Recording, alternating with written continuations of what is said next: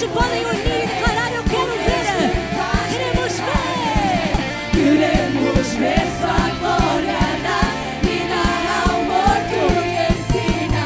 A nuvem de testemunhas para ver o Deus que faz milagres. Eu vou gritar e declarar: Ele está vivo, aqui está. E desde as cinzas ressurge um louvor. Santo, santo é o Senhor. Santo, santo é o Senhor. Eu vou gritar e declarar: Ele está vivo, está aqui. E desde as cinzas ressurge um louvor. Santo, santo é o Senhor. Santo, santo é o Senhor. Oh, oh, oh, oh. Juntos.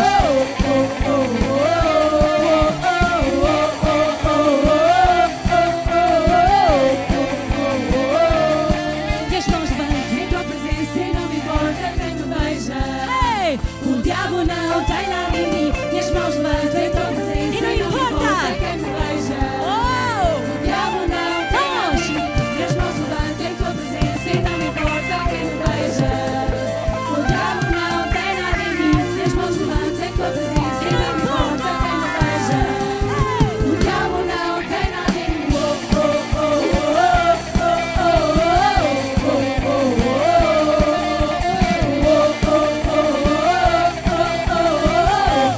oh, Eu vou gritar e declarar: Ele está vivo, aqui está.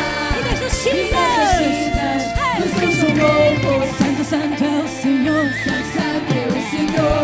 Eu vou gritar e declarar: Ele está vivo, aqui está. E desde as cinzas ressurge um louvor. Santo, santo é o Senhor. Santo, santo é o Senhor. Quero ouvir esse som, igreja. Vamos.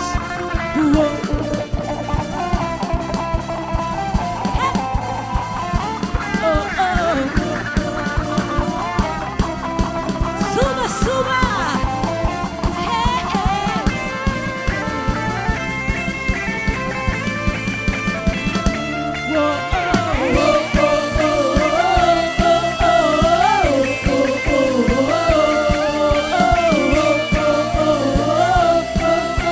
Agora canta assim comigo.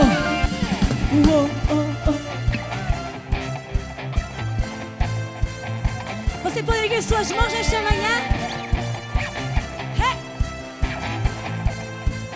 Vamos juntos. E as mãos levantem. Não importa quem me veja. O diabo não. E as mãos levanto em tua presença. E as mãos levanto em tua presença. E não me importa quem me veja. E as mãos levanto em tua presença. E não importa. Ei! O diabo não tem nada em mim.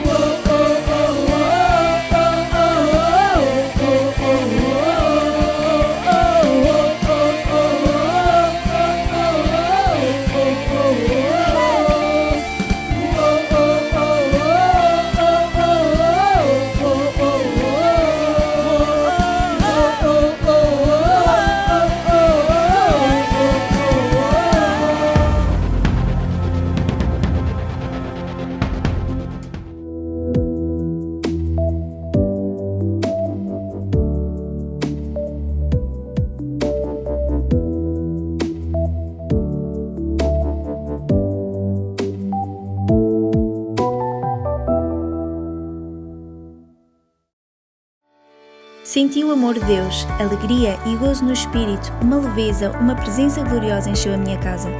Senti o fogo de Deus, muita paz interior, senti o amor de Jesus, na Santa Ceia houve um rompimento. Senti um amor incondicional, o amor de Deus a rodear, eu senti a força de Jesus.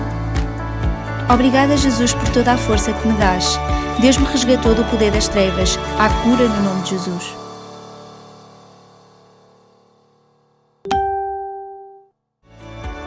A cada testemunho, Deus fará outra vez. Envia agora o teu.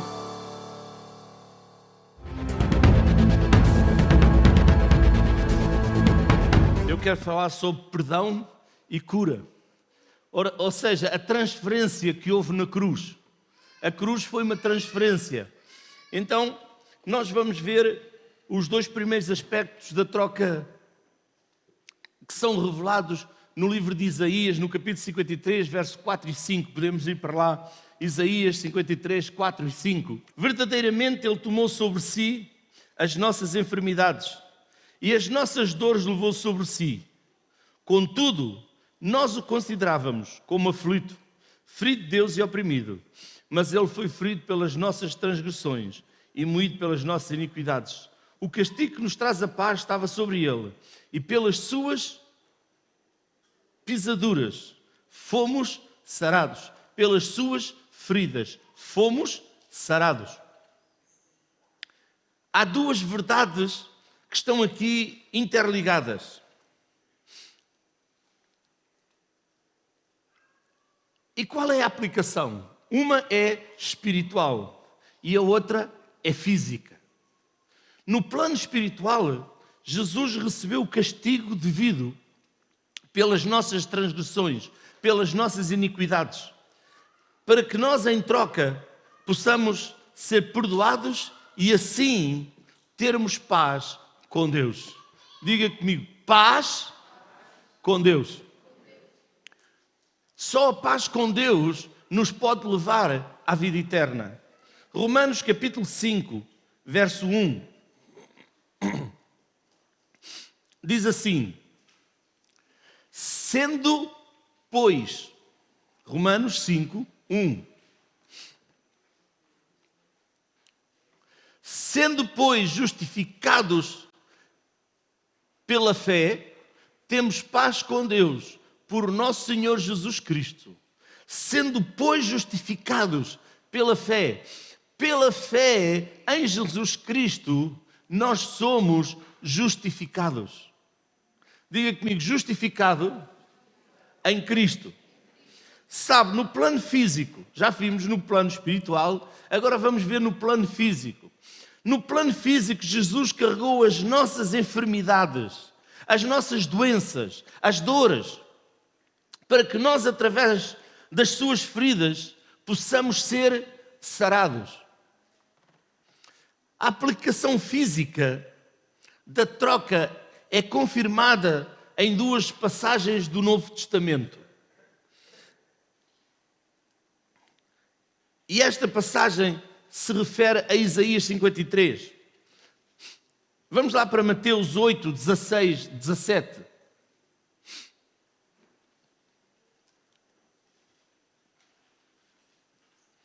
(8, 16 e 17). E chegada à tarde, trouxeram-lhe muitos endemoniados, e ele, com a sua palavra, expulsou deles os espíritos e curou a todos os que estavam enfermos. Isto aconteceu para que se cumprisse o que fora dito por intermédio do profeta Isaías. Ele tomou sobre si as nossas enfermidades e levou as nossas doenças. Então nós podemos ver Mateus, no livro de Mateus, a confirmação daquilo que já tinha sido falado pelo profeta Isaías, lá em Isaías 53. Ainda podemos ver no Novo Testamento, outra vez, o apóstolo Pedro a referir-se a Isaías 53, de 3 a 6. E em 1 de Pedro 2, 24, diz isto: e ele mesmo, ele, Jesus, levou em seu corpo os nossos pecados sobre o madeiro, para que, mortos para os pecados, pudéssemos viver para a justiça. E agora diga comigo, pelas suas feridas fostes sarados. Diga comigo, pelas suas feridas eu fui sarado. No reino de Deus, tudo se toma e se adquire pela fé. Então nós temos que crer que a palavra de Deus é para nós hoje e temos que tomar dessa vitória. Porque na cruz houve uma dupla troca. E essa dupla troca está descrita nestes versículos que nós acabamos de ler. Jesus foi castigado para que pudéssemos ser perdoados. Lá em Romanos diz a palavra de Deus que todos pecaram e destituídos estão da glória de Deus. Ou seja, todos pecaram e separados estão de Deus. Jesus foi ferido para que pudéssemos ser sarados. Então a cruz é uma troca. Diga comigo, a cruz é uma troca de tudo quanto eu tinha para Jesus e de tudo que Jesus tinha para mim.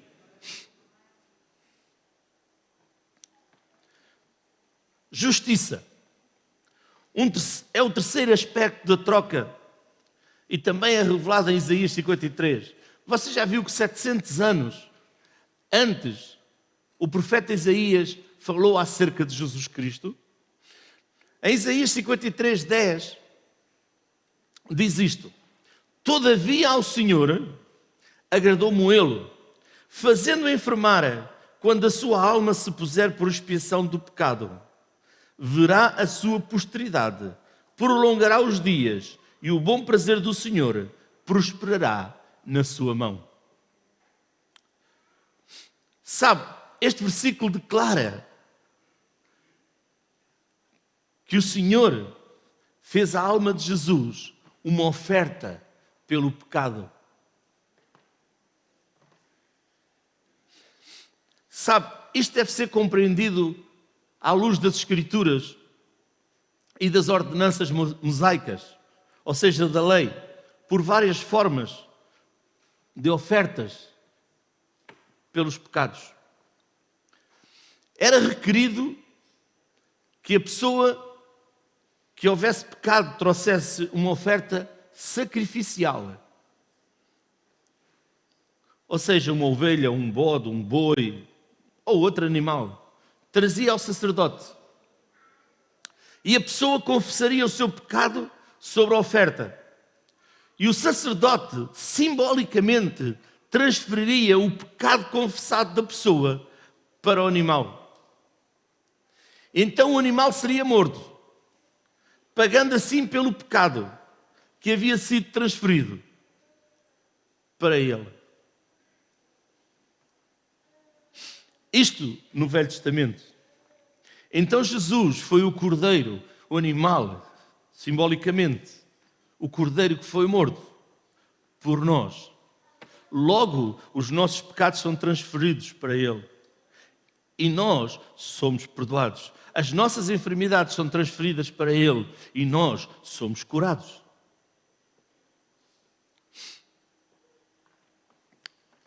Sabe, na presciência, na previsão, na previsão de Deus, tudo isto foi projetado ou intencionado para simbolizar o que iria ser concretizado pelo último, o todo suficiente sacrifício de Jesus.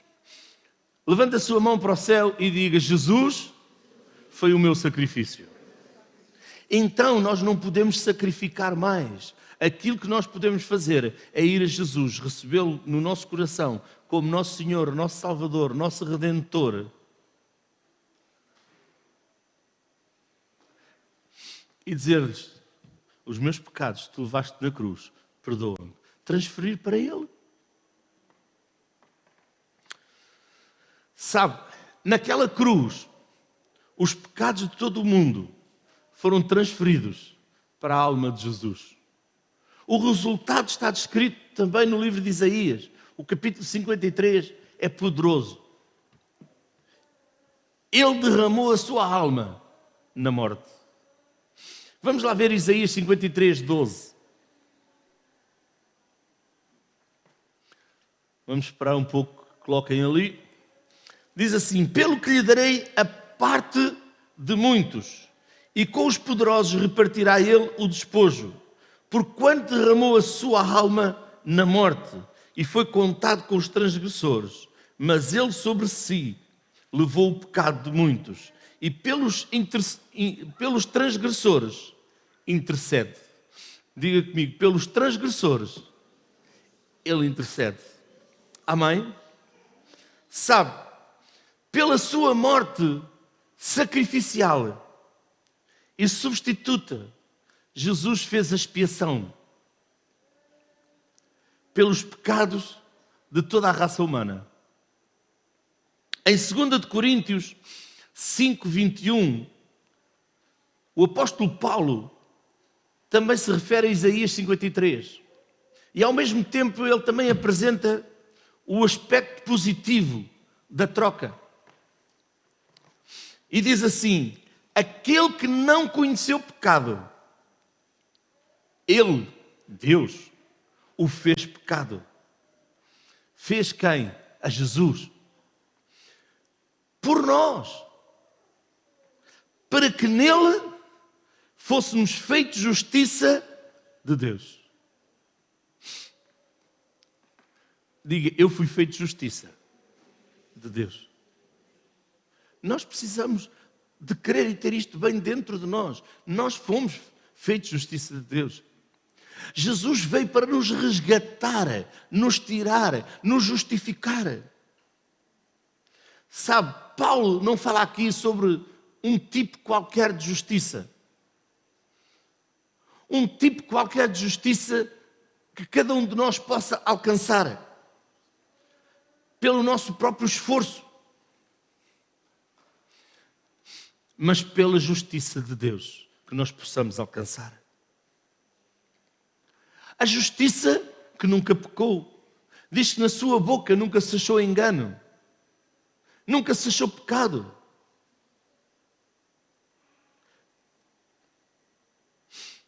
Nenhum de nós poderá merecer isto. Pastor, nenhum de nós poderá merecer isto. Não. A justiça está tão longe de nós como a terra do céu. Somos justificados em Cristo. Isto somente poderá ser recebido pela fé. E este terceiro aspecto, a justiça, da troca, pode ser resumido de uma forma: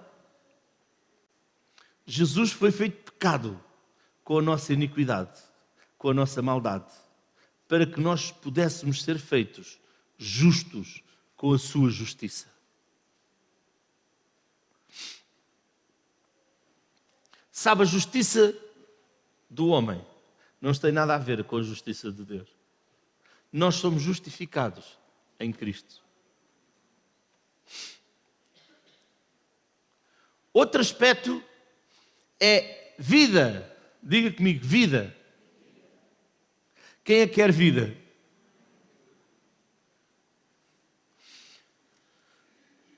O próximo aspecto da troca é uma conclusão lógica da anterior. Tanto no Antigo como no Novo Testamento, toda a Bíblia enfatizam que o resultado do pecado é a morte. Mas o dom gratuito de Deus, de Jesus Cristo, é a vida eterna. Lá no livro de Ezequiel, no Velho Testamento, o Senhor diz que toda a alma que pecar morrerá. Em Ezequiel 18:4, diz lá que toda a alma que pecar morrerá. No livro de Tiago, no capítulo 1, verso 15, diz, o apóstolo diz: o pecado, uma vez consumado, gera a morte.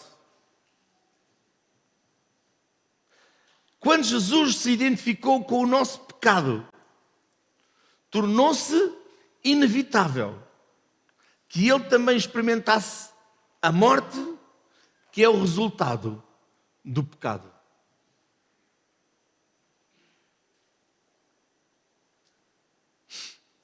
E você acha que Jesus Cristo poderia ou deveria morrer? Ele nunca tinha pecado.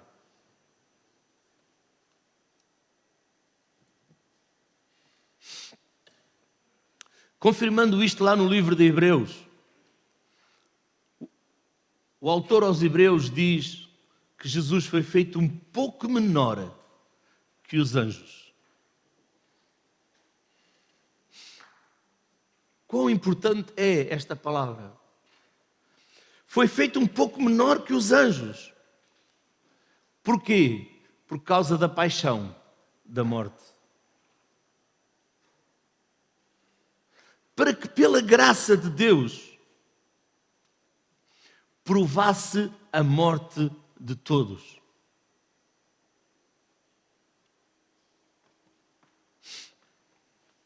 Você já encontrou alguma pessoa perfeita? Não há ninguém que seja perfeito. A única pessoa que foi perfeita foi Jesus Cristo, que veio cumprir tudo aquilo que o Pai tinha programado para ele. E ele o cumpriu. A morte que ele morreu foi a consequência inevitável do pecado humano que ele levou sobre si.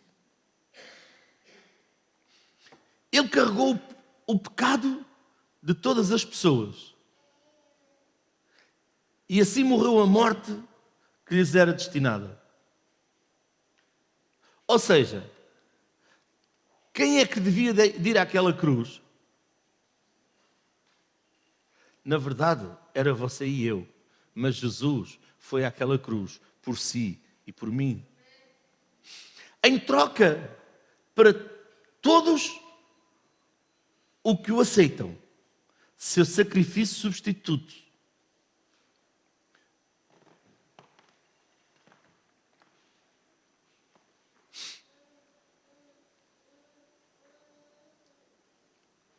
Sabe,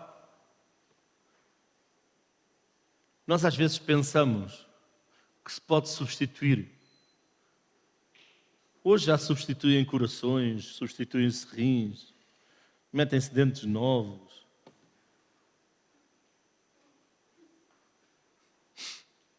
Mas eu quero dizer, Jesus foi a substituição completa por si e por mim.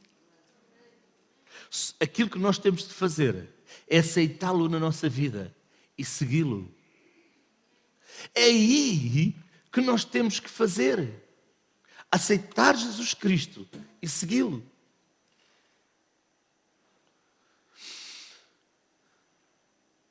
Lá no livro de Romanos, no capítulo 6, verso 32,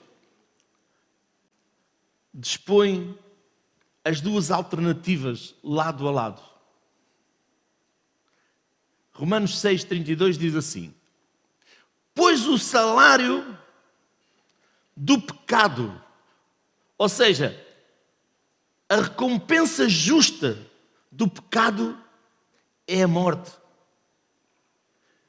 Mas o imerecimento, ou seja, o dom gratuito de Deus, aquilo que nós não merecíamos, é a vida eterna em Cristo Jesus, nosso Senhor. Aquilo que nós não merecíamos, nós temos em Jesus Cristo. Isto é uma troca clara. É uma troca da morte à vida. E é uma troca, esta troca é uma decisão que cada um de nós faz. Quantos casais estão aqui? Levante lá a sua mão.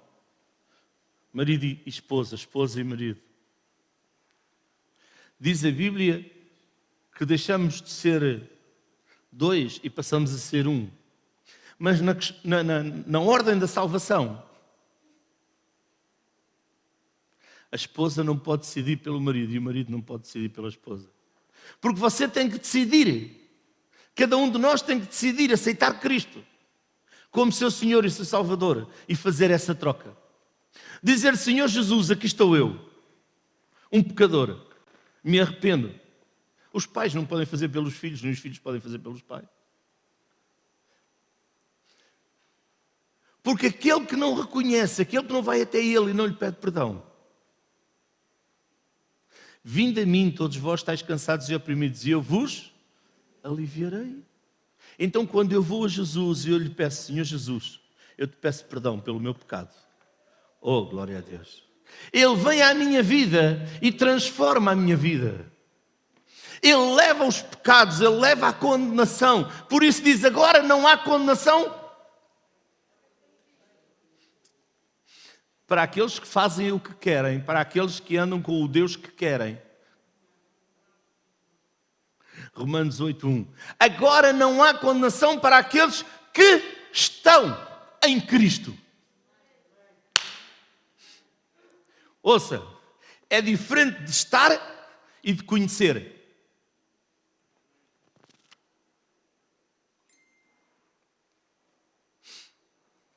É diferente de estar e de conhecer.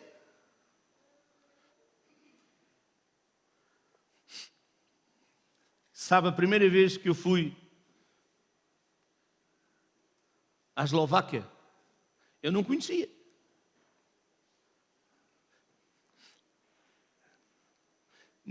Nunca lá tinha estado.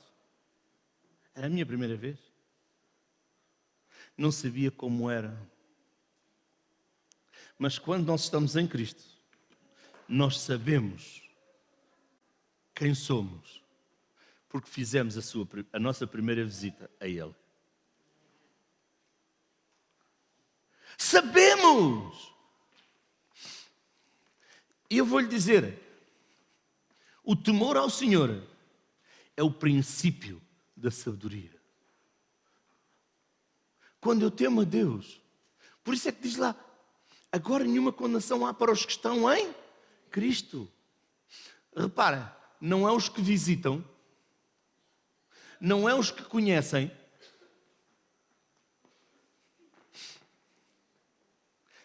é os que estão.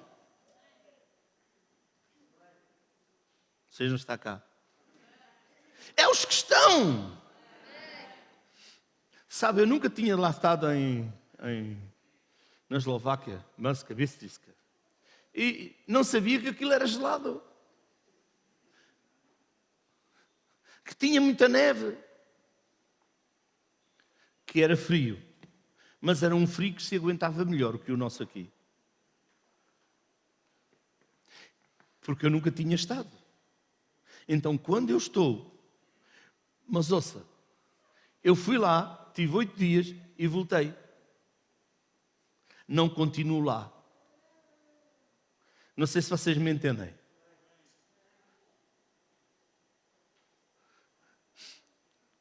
Daqui a pouco, à tarde, vou a Viseu. Mas não vou permanecer lá. Vou voltar. Você está-me a entender? Coloquem-me aqui no projetor Romanos 8:1, por favor.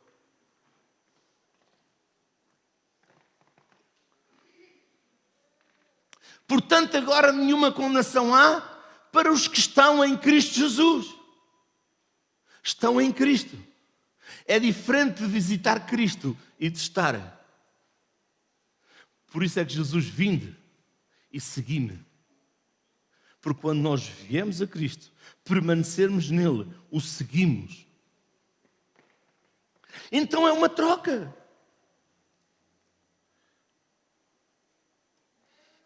É uma troca da morte para a vida. Sabe, assim este aspecto, podemos resumir nisto. Jesus morreu a nossa morte para que nós possamos receber a vida eterna. Para que nós possamos receber a sua vida. Eu quero lhe dizer uma coisa. Maomé morreu, mas não lhe promete a vida eterna.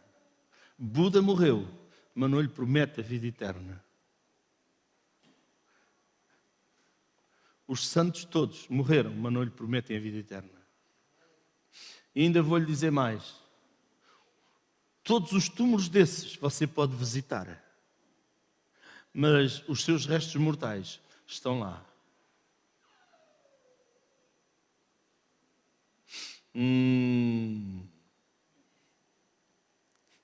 Mas você vai ao túmulo de Jesus, está vazio, porque Ele morreu, ressuscitou e está vivo.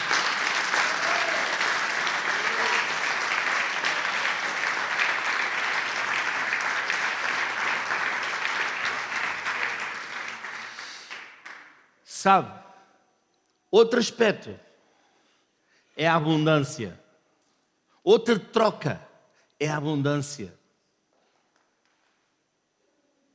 Pastor, mas Deus não quer que nós sejamos pobres, rotos, nus, pedintes. Não, Jesus fez a troca completa. Diga comigo, troca completa. Este é outro lado, também declarado pelo apóstolo Paulo. Vamos lá ver de 2 de Coríntios, capítulo 8, verso 9. Pois já conheceis a graça do nosso Senhor Jesus Cristo,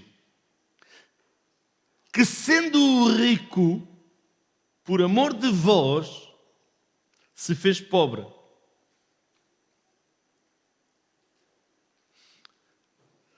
Para que, pela sua pobreza, vos tornasseis ricos. Repare, Jesus, que era rico, se fez pobre. Diga comigo, troca. Ou seja, ele levou a pobreza que havia em nós para nos dar a abundância que havia nele, a riqueza que havia nele. Vamos continuar a ver. Isto é uma troca clara. Diga comigo, troca. Diga, troca da pobreza à riqueza. Na verdade, é uma transação de um sítio ao outro. Assim como a vida eterna é uma transação do pecado, da morte eterna à vida eterna, também aqui é uma transação. Sabe, Jesus fez o pacote completo para nós. A encomenda veio completa. Jesus tornou-se pobre para que nós nos tornássemos ricos. Pastor, eu sempre ouvi que tínhamos de ser pobres. Quando foi que Jesus se tornou pobre? Na verdade, algumas pessoas imaginam-no como pobre durante o seu ministério na terra. O seu ministério terreno de Jesus aqui na terra, muitas pessoas o imaginam pobre. Mas eu quero dizer, isso não é correto. Isso não é verdadeiro. Na verdade, ele não possuía ou tinha consigo muito dinheiro. Mas em tempo algum lhe faltou alguma coisa. Claro que ele ia buscar coisas, dinheiro, alimentou, não de forma usual. Lucas 22, 35.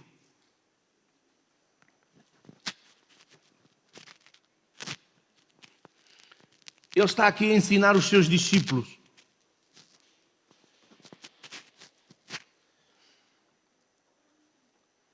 E disse-lhes: quando vos mandei sem bolsa, alforje ou alparcas, faltou-vos porventura alguma coisa? Eles responderam: nada. Nada.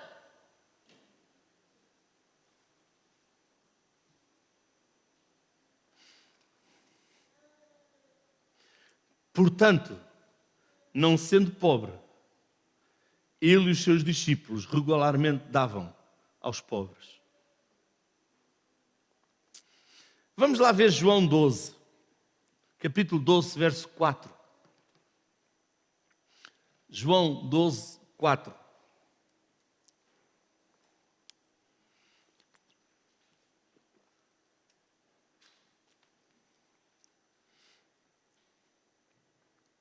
Ao verso 8. E digo-vos, amigos meus, olhe como Jesus chama: não temais os que matam o corpo, e depois têm mais do que fazer. E depois não têm mais o que fazer. Matam o corpo, acabou, não tem mais nada que fazer. Mas eu vos mostrarei a quem deveis temer. Temei àquele que depois de matar tem poder para lançar no inferno. Sim vos digo, a esse temei. Não se vendem 5 passarinhos por 2 cêntimos, e nenhum deles está esquecido diante de Deus. E até os cabelos da vossa cabeça estão todos contados.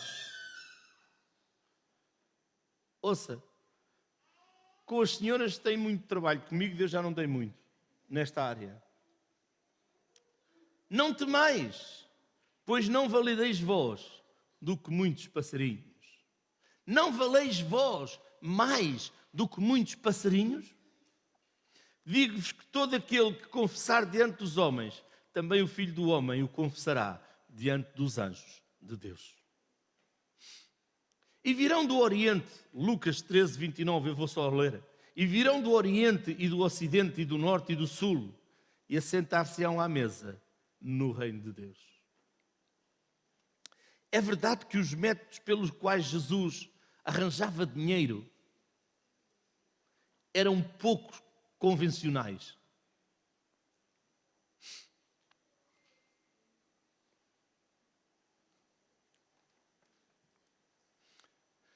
Eu quero dizer, mas o dinheiro tem o mesmo valor.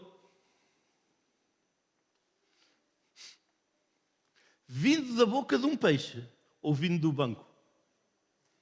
Ou será que se ele vier da boca de um peixe tem menos valor do que aquele que vem do banco?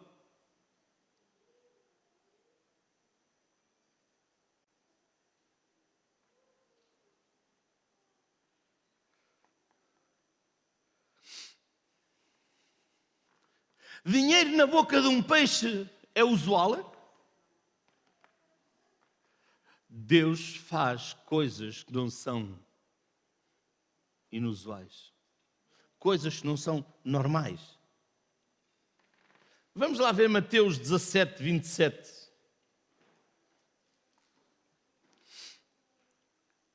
Mas, para que não os escandalizemos, vai ao mar, lança o anzol e tira o primeiro peixe que subir. E abrindo-lhe a boca, encontrarás um estáter. Toma-o e dá-o por mim e por ti. Estáter, algo valioso, a moeda daquele tempo. Paga por mim e paga por ti. Não escandalizemos. É usual tirar dinheiro dentro da boca do peixe? Não. Ainda se fosse um homem que não se quisesse arrepender, ainda poderia ser encontrado dentro da barriga de um peixe grande. Mas agora dinheiro.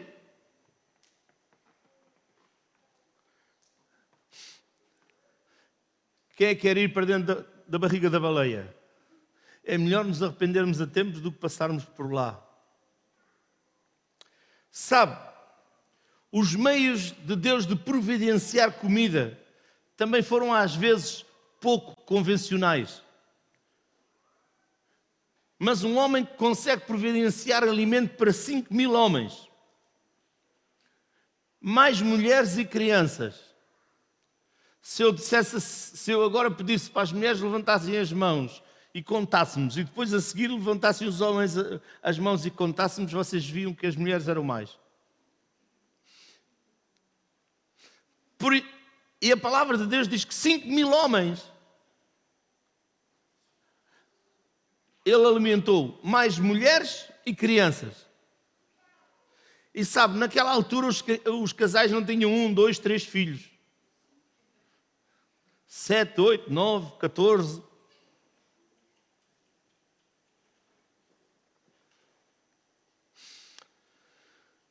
Certamente Jesus não seria considerado pobre pelos padrões normais. Vamos ver Mateus 14, 15, 21. E sendo chegada a tarde, os seus discípulos aproximaram-se dele, dizendo: o lugar é deserto e a hora é já avançada. Despede a multidão para que vão pelas aldeias e comprem comida para si. Este foi o relato dos discípulos de Jesus. Olha, despede a multidão porque já é tarde. e que eles vão pelas aldeias e comprem comida para eles. Só que Jesus os surpreendeu. Jesus, porém, lhes disse: não é nisto que vão, dá-lhes vós de comer.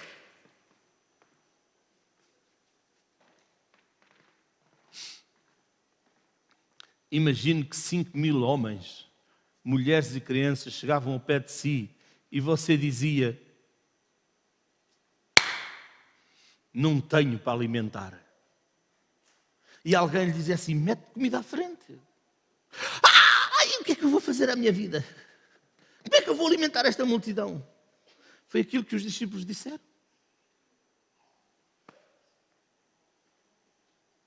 Mas Jesus não colocou as mãos na cabeça, não disse aquilo que ia fazer. O que eu vou fazer? Disse: alimentai-os. O que há aí? Há só uns peixinhos e uns pãezinhos. Trazei-me. Levantou ao céu. A multidão comeu, saciou-se e ainda sobrou.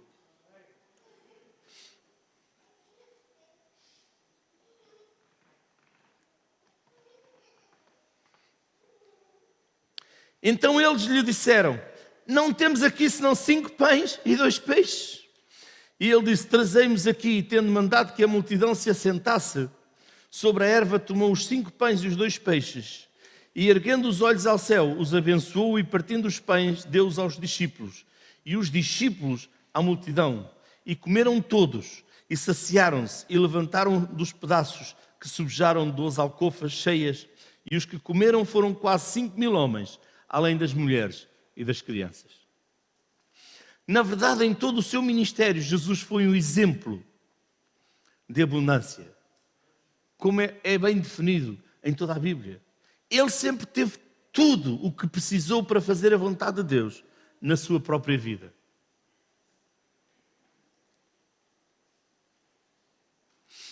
Mas ele constantemente dava aos outros.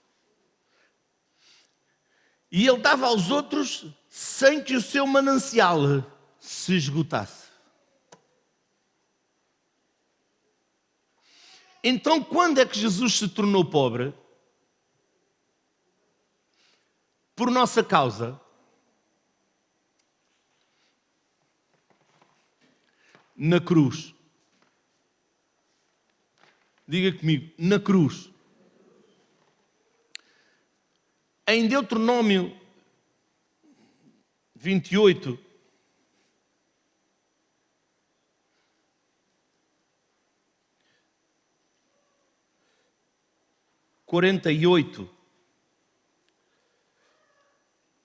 Moisés resumiu a pobreza absoluta em 4 expressões: fome, sede, nudez e falta de tudo. Podemos lá ler Deuteronômio 28, 48. Assim servirás aos teus inimigos, que o Senhor enviará contra ti, com fome, com sede, com nudez e falta de tudo. E sobre o teu pescoço porá um jugo de ferro, até que te tenham destruído. Eu quero dizer, Jesus experimentou tudo isto no seu expoente máximo, a cruz. Ele teve fome. Ele não comeu durante 24 horas. Quem é que já experimentou não comer durante 24 horas? Ele teve sede.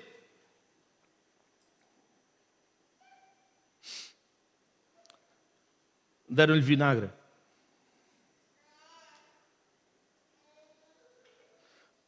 Num dos seus últimos suspiros, ele disse: tenho sede. Lá em João 19, 28. Depois, sabendo Jesus que já todas as coisas estavam terminadas, cumpridas, para que a Escritura se cumprisse, disse: tenho sede. Jesus esteve nu.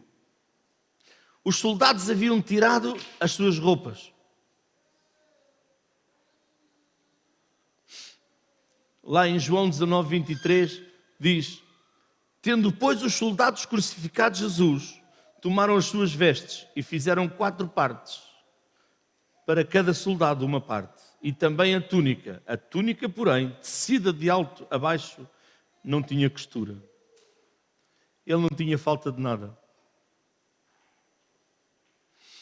Mas ali, ele tinha falta de tudo. Os soldados lhe tiraram tudo. Ele já não possuía nada. E já não possuía nada de tal forma que na sua sepultura ele foi sepultado com uma veste emprestada. Foi colocado num túmulo emprestado.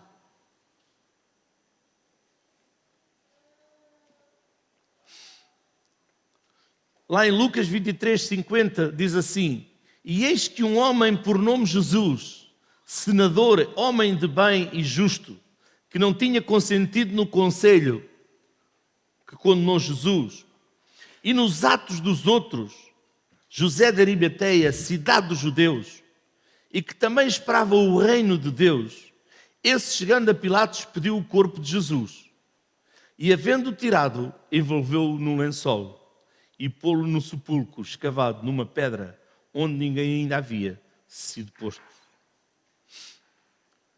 Eu vou lhe dizer, aqui Jesus experimentou a pobreza absoluta por nós.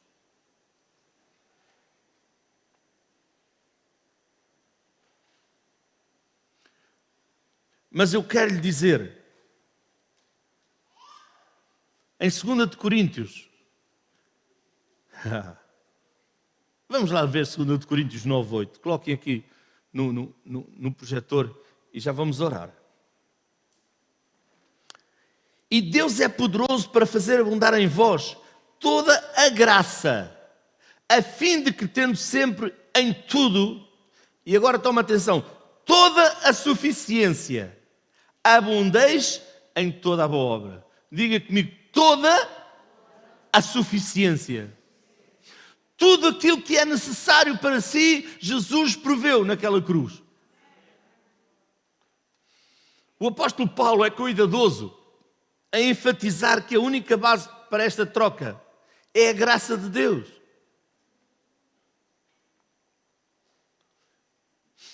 Nós não merecíamos nada. Só pode ser recebido pela fé. Sabe, muitas vezes a nossa abundância será como a de Jesus. Enquanto esteve na terra, podemos não ter grandes quantidades de dinheiro ou contas bancárias recheadas, mas dia após dia teremos o suficiente para suprir as nossas necessidades. E mais alguma coisa para ajudar e suprir as necessidades dos outros. Uma razão importante para este nível de provisão é indicada pelas palavras de Jesus.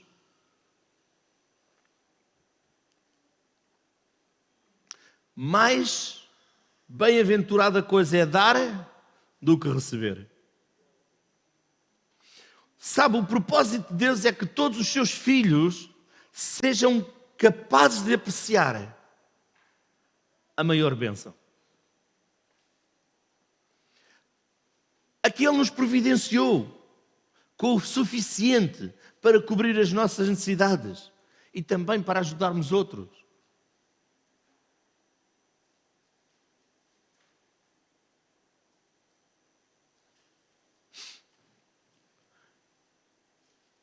Diga comigo, Jesus suportou a minha pobreza para que eu possa partilhar da sua abundância. Jesus nos tirou da morte para a vida eterna. Nos trouxe a justiça, nos trouxe a cura, nos trouxe o amor, nos trouxe a alegria e também trouxe a abundância.